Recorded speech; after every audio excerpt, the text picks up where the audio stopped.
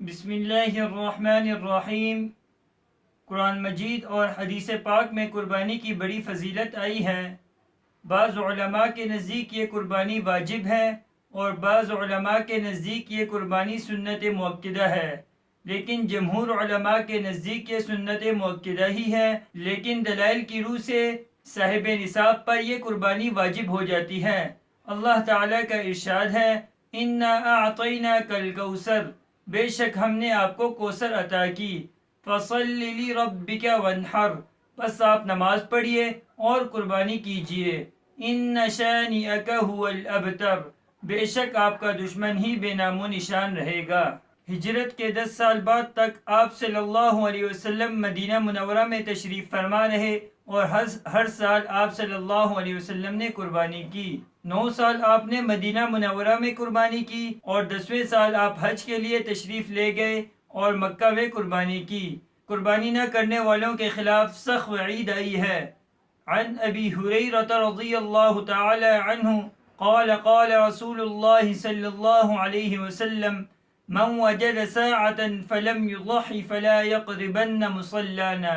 ابو ہریرہ رضی اللہ تعالی عنہ سے روایت ہے کہ نبی کریم صلی اللہ علیہ وسلم نے فرمایا، جسے قربانی کرنے کی وسعت اور طاقت ہو اور اس کے باوجود بھی وہ قربانی نہ کرے تو وہ ہماری عیدگاہ کے قریب بھی نہ آئے۔ اسی وجہ سے بعض علماء نے طاقت رکھنے والے پر قربانی واجب قرار دی ہے۔ قربانی کرنے سے بہت زیادہ ثواب ملتا ہے اور اس سے بہت زیادہ گناہ معاف ہوتے ہیں، اور اللہ تعالی سب سے بڑی بات یہ ہے کہ اس سے اللہ تعالی خوش ہوتے ہیں، اور قیامت کے دن قربانی کا یہ جانور اپنے سینگوں، بالوں اور کھروں سمیت آئے گا اور اس کو 70 گنا کر کے ترازو میں رکھ کر تولا جائے گا۔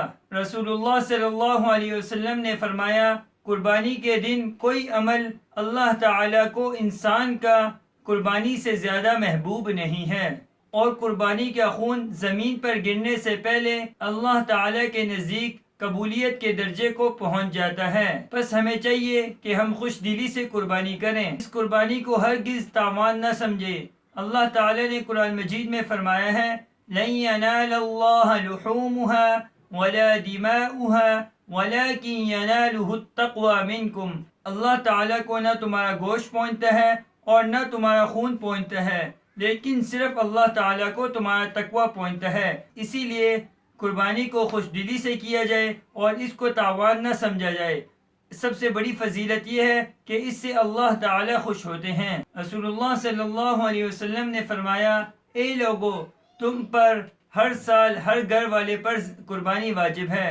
رسول اللہ صلی اللہ علیہ وسلم نے حضرت فاطمہ رضی اللہ تعالی عنہا سے فرمایا کہ تم اپنی قربانی کے پاس کھڑی ہو کر اپنی قربانی کو ذبح کراؤ تاکہ آپ کے اندر جوش شہادت پیدا ہو، کیونکہ سب سے پہلے خون کا قطرہ گرنے سے پہلے ہی اللہ تعالی تمہارے تمام گناہ معاف فرما دیتے ہیں۔ حضرت فاطمہ رضی اللہ تعالی عنہا نے فرمایا، کیا یہ فضیلت صرف اہل بیت کے لیے ہی ہے؟